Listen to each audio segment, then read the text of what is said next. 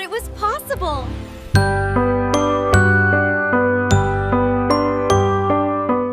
Long ago, in a cozy little cottage surrounded by wild roses and buttercups, lived a kind woman who longed for a child.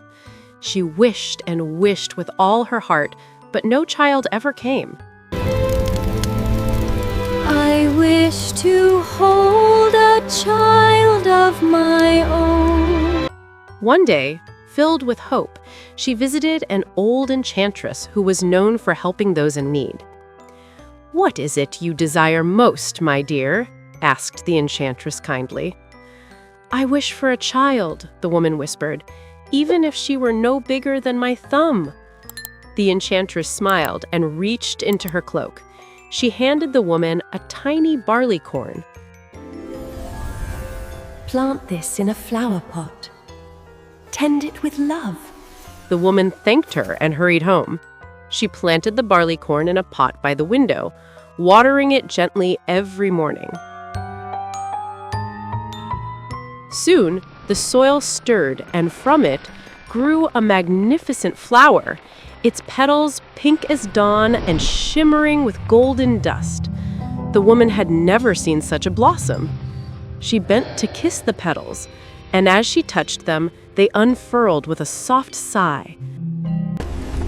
Inside the flower sat a tiny girl, delicate as a snowflake, shining like a dewdrop. She was no bigger than the woman's thumb.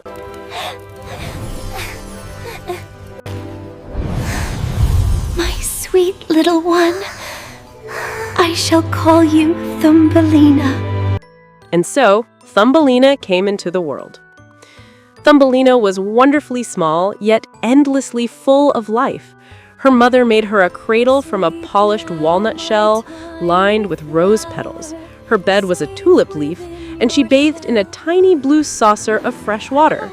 She sang like a lark, danced like a sunbeam, and brought joy to every corner of the cottage. Birds perched by the window to hear her songs. Butterflies fluttered around her as she played. Everything seemed perfect. But the world beyond the cottage was wide and unpredictable, and soon Thumbelina's tiny life would be swept into adventures, grand and perilous. One warm summer night, as Thumbelina slept peacefully in her walnut cradle, a large, damp toad peeked through the open window. "What a pretty little girl," croaked the old toad. "Perfect bride for my son." Before dawn, she picked up the cradle and hopped away to the riverbank where her son waited. The young toad, mud-covered and dull-eyed, croaked eagerly. But Thumbelina, when she awoke, burst into tears. "I don't want to marry a toad," she cried. "Please let me go." The old toad only laughed. "You will make a fine little wife. Once we prepare your new home on the river, you'll thank us." The toads placed Thumbelina on a lily pad in the middle of the river, believing she could not escape. The river creatures gathered around the lily pad, listening as Thumbelina wept softly. Soon, her gentle sobs reached the ears of a kind-hearted little fish. "This is wrong," said the fish. "She is not meant to live among the toads." Together, the fish nibbled the lily pad stem until it snapped free. The current carried Thumbelina gently away before the toads returned. "Thank you," she cried to the fish, waving as the river swept her onward. She floated past buzzing dragonflies, blooming water lilies, and reeds that whispered in the breeze. For the first time, Thumbelina felt both frightened and free. As she drifted, a beautiful butterfly landed on the lily pad.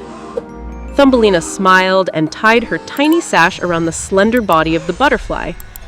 "Would you help me?" she asked. With a flutter of bright wings, the butterfly began pulling the lily pad like a tiny sailboat. Thumbelina's heart soared.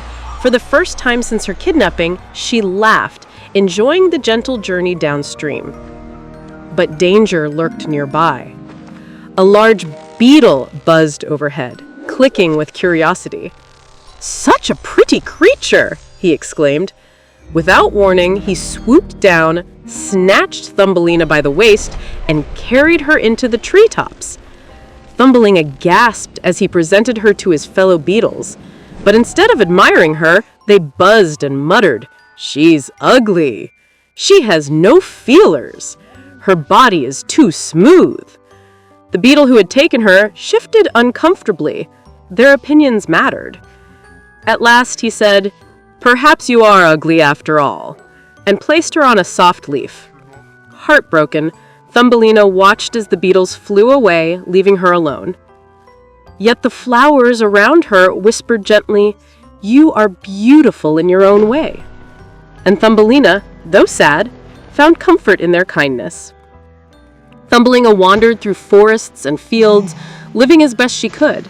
She drank morning dew and slept beneath mushrooms. Birds became her friends, butterflies kept her company. In the warm months, life was bearable. But soon, autumn winds blew through the land, crisp and cold. Thumbelina shivered beneath a bare leaf. Winter was coming, and she feared she would not survive. One day, Thumbelina stumbled upon a small burrow in the earth. Inside lived a plump field mouse with a kind heart and a tidy home. "Oh dear, you poor little thing," said the mouse when Thumbelina appeared. "Come inside at once." The mouse warmed her with grain soup and gave her a bed of wool. Thumbelina helped with chores, and in return, she was welcomed like family. There now, dearie, nice and warm. Drink your broth. Thank you, Mrs. Mouse. It's lovely. But trouble appeared when the mouse's neighbor arrived. The neighbor, a wealthy mole with dull manners and a dark underground mansion. So this is the young lady you spoke of. Oh, this ain't no. He visited one afternoon, squinting through his thick spectacles. "A charming little creature," he muttered, though he could hardly see her. "I will marry her. She shall be my wife." Thumbelina trembled.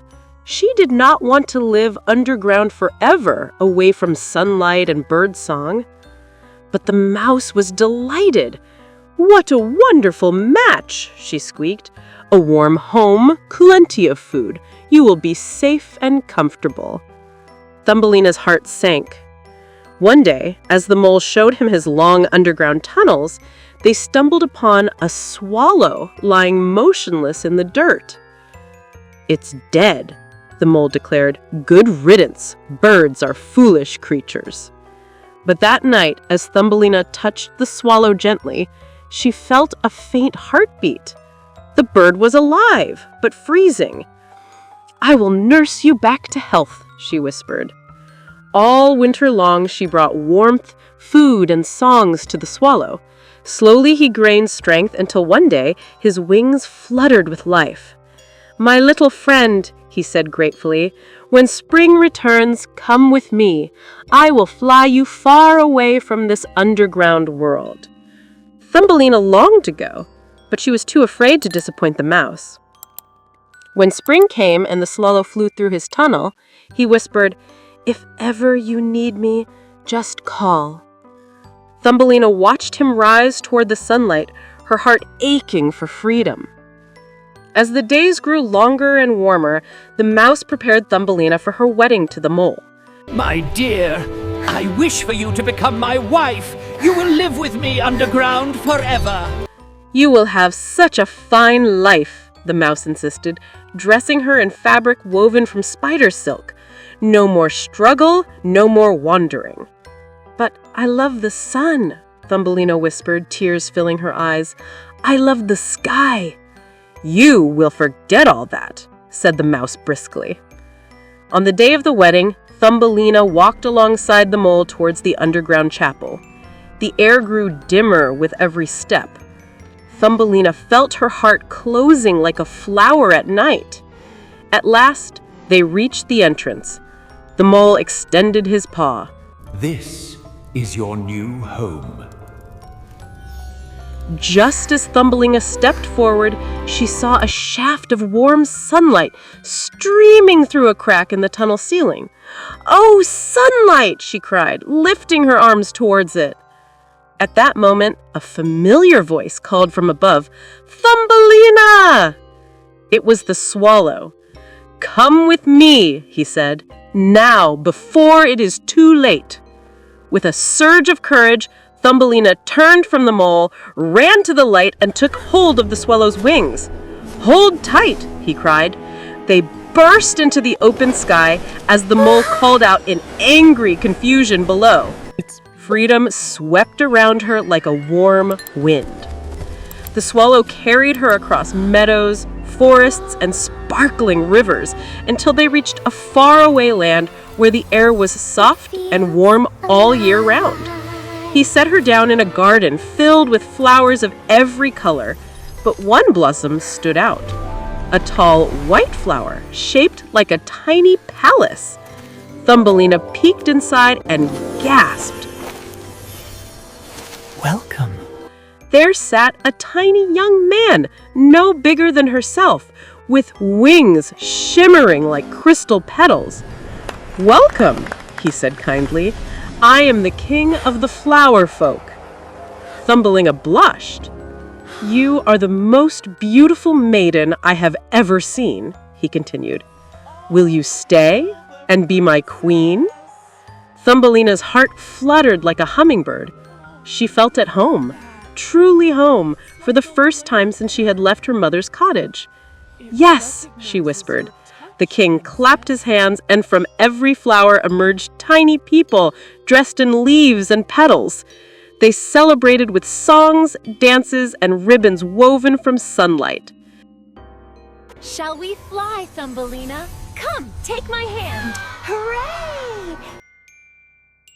It's a miracle.